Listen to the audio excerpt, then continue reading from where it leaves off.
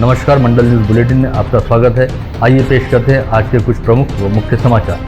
अब तक यदि आपने मंडल न्यूज के इस चैनल को लाइक व सब्सक्राइब नहीं किया है तो जल्द से जल्द इस चैनल को लाइक व सब्सक्राइब जरूर कर दें।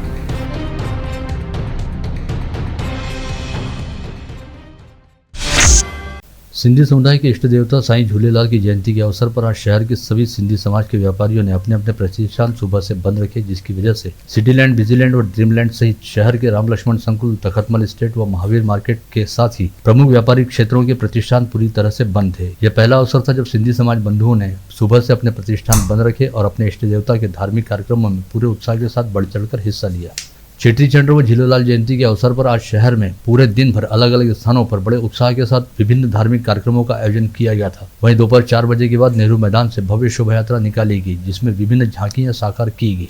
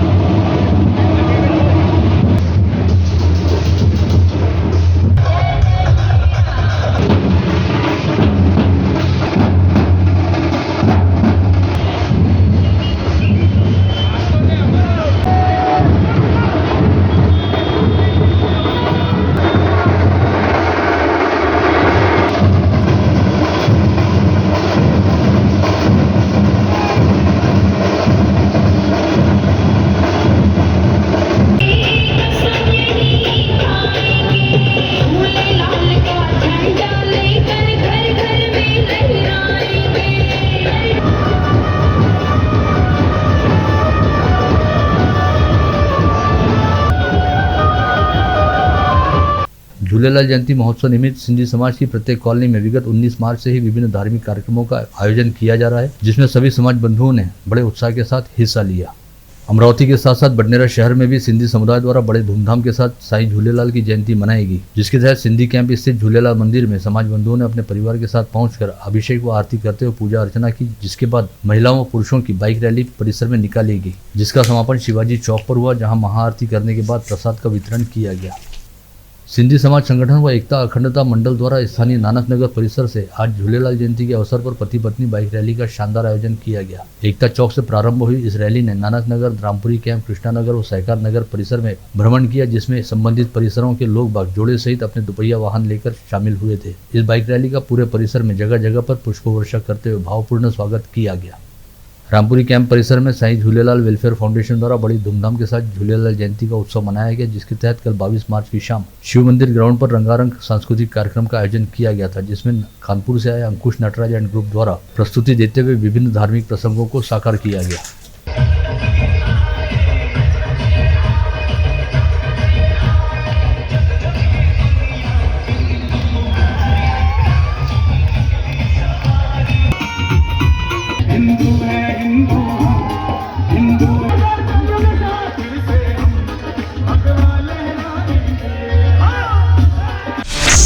इसके साथ ही आज सिंधी समाज की सभी पंचायतों के पदाधिकारियों और श्रद्धालुओं द्वारा हिंदू मोक्षधाम परिसर स्थित साईं झूलेलाल की प्रतिमा का बड़े उत्साह के साथ दुग्धाभिषेक व साईं झूलेलाल का पूजन किया गया। यह आयोजन महेश मूलचंदानी मित्र परिवार व सभी पूज्य पंचायतों द्वारा संयुक्त रूप से किया गया था। पश्चिम विदर्भ के अग्रणी हिंदी दैनिक अमरावती मंडल द्वारा अपनी सामाजिक जिम्मेदारियों के तहत प्रतिवर्षानुसार इस वर्ष भी गर्मी के मौसम में पंछियों को होने वाली परेशानियों के मद्देनजर जल पात्रों का निःशुल्क वितरण करना शुरू किया गया है। दैनिक अमरावती मंडल के संपादक अनिल अग्रवाल की संकल्पना से यह उपक्रम विगत 3 वर्षों से लगातार चलाया जा रहा है, जिसे प्रतिवर्ष अमरावती वासियों द्वारा बेहद उत्स्फूर्त प्रतिसाद दिया जाता है। इस वर्ष भी इस अभियान को लेकर फेसबुक व व्हाट्सएप सहित विभिन्न सोशल मीडिया साइट्स के जरिए संदेश प्रसारित किए जाते ही दैनिक अमरावती मंडल के खापड़े बगीचा परिसर स्थित मुख्य कार्यालय में जल पात्र प्राप्त करने हेतु पंछी प्रेमी नागरिकों की अच्छी खासी भीड़ उमड़नी शुरू हुई, जिसके चलते जलपात्र वितरण का काम शुरू करते ही महज 6 दिन के भीतर 800 से अधिक जलपात्र वितरित किए जा चुके हैं। सबसे खास बात यह है कि इन जलपात्रों को प्राप्त करने हेतु समाज के विभिन्न घटकों एवं सभी आयु वर्ग के लोगों का अमरावती मंडल के कार्यालय में आना शुरू हो चुका है, जिसमें विशेष तौर पर महिलाओं व बच्चों में इस जलपात्र को प्राप्त करने हेतु अच्छा खासा उत्साह देखा जा रहा है। अमरावती मंडल द्वारा उपलब्ध कराया गया जलपात्र विविध उपयोगी है, जिसे छत पर भी रखा जा सकता है और मुंडेर पर रस्सी के सहारे टांगा भी जा सकता है। मुंडेर पर लटकाने हेतु इस जलपात्र में रस्सी पहले से जोड़कर उपलब्ध कराई गई है। राष्ट्रवादी कांग्रेस पार्टी के विधायक अमोल मिटकरी ने अमरावती के सांसद नवनीत राणा की आलोचना करते हुए कहा कि बागेश्वर बाबा ने महाराष्ट्र के संत श्रेष्ठ तुकाराम का अपमान किया, फिर भी सांसद नवनीत राणा बागेश्वर बाबा को संत कहती है। इससे बड़ा महाराष्ट्र का दुर्भाग्य और क्या होगा। साथ ही मिटकरी ने यह भी कहा कि वे अम्बेडकरी परंपरा के कार्यकर्ता हैं और गुड़ी पाड़वा जैसी कुत्सित परंपरा को नहीं मानते। इसके अलावा राकांपा विधायक अमोल मिटकरी ने यह आरोप भी लगाया कि 2000 रुपए की नोट गायब नहीं हुई, बल्कि भारतीय जनता पार्टी के नेताओं और उनके सगे संबंधियों के पास सुरक्षित रखी है, जिसे चुनाव में बाहर निकाला जाएगा। मिटकरी ने 2000 रुपए की नोट को लेकर वित्त मंत्री निर्मला सीतारामन के खुलासे को भी हास्यास्पद बताते हुए कहा कि सन 2024 के चुनाव हेतु यह नोट सुरक्षित जमा करके रखे गए हैं। केंद्र सरकार ने 25 जून 2015 को स्मार्ट सिटी मिशन शुरू किया, जिसमें 4 फेरियों के बाद 100 शहरों का चयन किया गया। इसके पहले चरण में महाराष्ट्र से चुने गए शहरों में अमरावती सहित नागपुर, नासिक, ठाणे, सोलापुर व औरंगाबाद का भी समावेश रहा। स्मार्ट सिटी मिशन अंतर्गत इन शहरों में integrated command of control centre ICC अर्थात एकात्मिक आदेश व नियंत्रण केंद्र स्थापित किए गए। इन केंद्रों के जरिए नागरिकों का जीवन मान ऊंचा उठाने का प्रयास किया जा रहा है। 351 कर्मचारियों की आपूर्ति के लिए महानगर पालिका द्वारा नियमों को तोड़ मरोड़ कर दिया गया ठेका हाईकोर्ट ने आज रद्द कर दिया। जानकी सुशिक्षित बेरोजगार संस्था द्वारा दायर की गई याचिका की सुनवाई करते हुए कोर्ट ने यह आदेश दिए। सुनवाई के दौरान निगमायुक्त ने यह ठेका दिए जाने के मामले में गलती होने की बात स्वीकार करते हुए माफ़ी भी मांगी है। ऐसे में मनपा अधिकारियों द्वारा अपने करीबियों को दिया गया यह ठेका अब रद्द होने से निविदा भरने वाली शेष संस्थाओं में से किसी एक संस्था को यह ठेका देना होगा। महानगर पालिका द्वारा अमरावती नागरिक सहकारी संस्था को अब तक 4 माह का लगभग 5 करोड़ रुपए का बिल भी अदा किया जा चुका है। ऐसे में मनपा द्वारा हाईकोर्ट के इस आदेश के बाद अब 3 कंपनियों इटकॉन, जानकी सुशिक्षित बेरोजगार संस्था और वर्कर ग्रुप, इन 3 में से किसी एक संस्था को यह ठेका देना अनिवार्य रहेगा। विगत 1 मार्च से अमरावती शहर में सिटी बस सेवा ठप पड़ी हुई है और इसे दोबारा कब शुरू किया जाएगा, यह सवाल सभी शहरवासी पूछ रहे हैं, क्योंकि शहर की लाइफलाइन रहने वाली सिटी बस सेवा के बंद रहने की वजह से आम नागरिकों को काफी परेशानियों का सामना करना पड़ रहा है। वहीं दूसरी ओर बैंक ने नए ठेकेदार सहित मनपा प्रशासन को पुराने ठेकेदार द्वारा लिए गए कर्ज का बकाया पूरा का पूरा अदा करने की सख्त ताकीद दी है, अन्यथा NOC नहीं देने की भूमिका अपनाई है। ऐसे में NOC के बिना मनपा व ठेकेदार के बीच करारनामा नहीं हो सकता और करारनामे के बिना वर्क ऑर्डर भी जारी नहीं हो सकता, जिसकी वजह से हाल फिलहाल सिटी बसों के पहिए भी रफ्तार नहीं पकड़ सकते। ऐसे में पूरा मामला गुत्थम गुत्था हुआ पड़ा है। राज्य सरकार ने अपने बजट में राज्य परिवहन निगम की बसों में 12 से 65 वर्ष आयु गुट वाली महिलाओं को 50% छूट की दरों पर यानी आधी टिकट पर यात्रा करने की सहूलियत घोषित की थी, जिसके लिए राज्य सरकार द्वारा रापनी के स्तर पर महिला सम्मान योजना शुरू की गई। इसके तहत समूचे राज्य में कहीं पर भी ST बसों से यात्रा करने वाली महिलाओं को 50% छूट देने की योजना पर अमल करना शुरू किया गया, परंतु यह योजना केवल महाराष्ट्र राज्य तक सीमित है और यदि कोई महिला ST की अंतर्राज्यीय बस सेवा के जरिए किसी अन्य राज्य की यात्रा करती है तो इसके लिए संबंधित महिला यात्री को पूरा शुल्क देना होगा। ऐसी जानकारी ST के विभाग नियंत्रक नीलेश बेलसरे द्वारा दी गई है। कांग्रेस नेता सांसद राहुल गांधी को कोर्ट से सजा सुनाए जाने के कारण संतप्त हुई युवक कांग्रेस पार्टी के पदाधिकारियों ने आज दोपहर यशोदानगर चौक पर प्रधानमंत्री नरेंद्र मोदी व उनकी सरकार का पुतला जलाया और भारतीय जनता पार्टी के खिलाफ जमकर नारेबाजी की। तिवसा निर्वाचन क्षेत्र की विधायक यशोमती ठाकुर ने कहा कि कांग्रेस नेता राहुल गांधी लगातार सरकार के घोटालों को सबूतों के साथ बाहर निकाल रहे हैं। इस वजह से केंद्र सरकार ने सांसद राहुल गांधी के पीछे जांच का सिलसिला लगा दिया है। वहीं आज राहुल गांधी के फोटो पर विधानमंडल परिसर में सत्ताधारी दल के विधायकों ने चप्पल जूते मारने का प्रयास किया, जिसकी वजह से महाराष्ट्र विधानमंडल की ऐतिहासिक परंपरा मलिन हुई है। कुल मिलाकर अदानी मामले को ढांकने के लिए ही राहुल गांधी को भाजपा व उसके समर्थक दलों द्वारा निशाना बनाया जा रहा है। मूल निवासी कर्मचारी संघ ने आज सरकारी कर्मचारियों को पुरानी वेतन योजना लागू किए जाने की मांग को लेकर इरविन चौक से जिलाधीश कार्यालय तक विशाल मोर्चा निकाला और सरकार की नीतियों के खिलाफ विरोध प्रदर्शन करते हुए जमकर नारेबाजी की।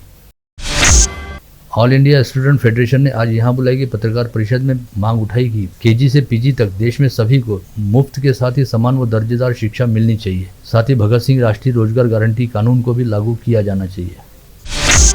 अमरावती के जल संपदा विभाग में कार्यरत प्रमोद भोपसे नामक कर्मचारी ने अपने घर में पुरानी पेंशन की गुड़ी उभारी और गुड़ी पर सफेद रंग की टोपी लगाते हुए एक ही मिशन पुरानी पेंशन का फलक भी लगाया। इस जरिए भोपसे ने नई पेंशन योजना का निषेध करते हुए पुरानी पेंशन दिए जाने की मांग उठाई। शहीद आजम भगत सिंह सहित शहीद राजगुरु व शहीद सुखदेव के शहादत दिवस की याद में प्रहार संगठन के महानगर प्रमुख बंटी रामटेके के नेतृत्व में प्रहार पार्टी के पदाधिकारियों व कार्यकर्ताओं ने रिबिन चौक स्थित शहीद स्मारक पर माल्यार्पण करते हुए शहीदों को अभिवादन किया।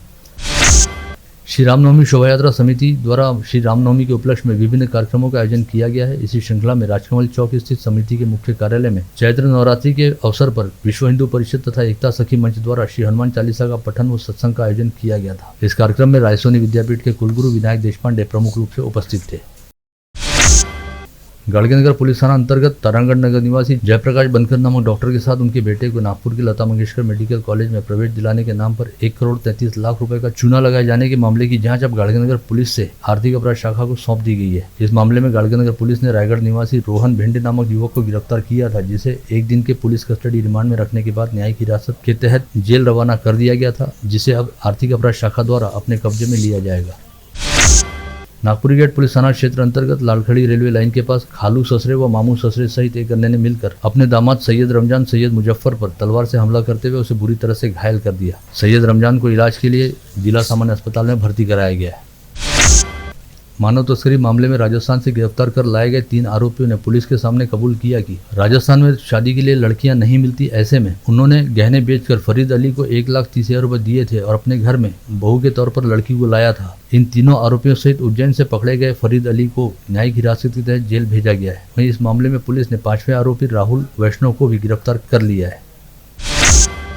धारणी के कुसुमकोट परिसर से अवैध तरीके से सागवान की कटाई कर बड़ी खेप ले जाई जा रही है। इसकी सूचना मिलते ही आरएफओ पुष्पा सातरकर ने वन विभाग के दल के साथ नाकाबंदी करते हुए सागवान की तस्करी कर रहे पिकअप वाहन को पकड़ा, लेकिन 5 आरोपी फरार होने में कामयाब रहे। वहीं पुलिस ने वाहन सहित लाखों रुपए मूल्य का सागवान बरामद किया।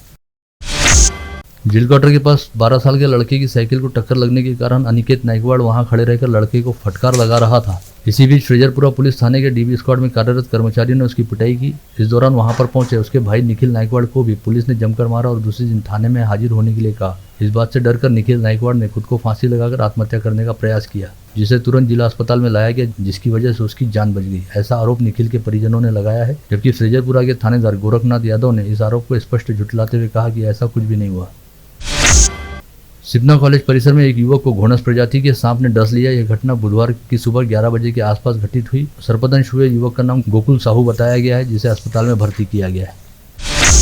फसल बीमा के पंचनामे में काट छाट कर किसानों और सरकार के साथ धोखाधड़ी करने के मामले में आईसीआईसीआई लोम्बार्ड कंपनी के 10 एजेंटों के खिलाफ अकोला के खदान थाने में अपराध दर्ज किया गया है। 3,95,00,000 रुपए के झूठे पंचनामे उजागर हुए हैं। जिला अधीक्षक कृषि अधिकारी की शिकायत पर पुलिस ने कुल 19 लोगों के खिलाफ अपराध दर्ज करने के साथ ही उन पर कार्रवाई करनी शुरू कर दी है।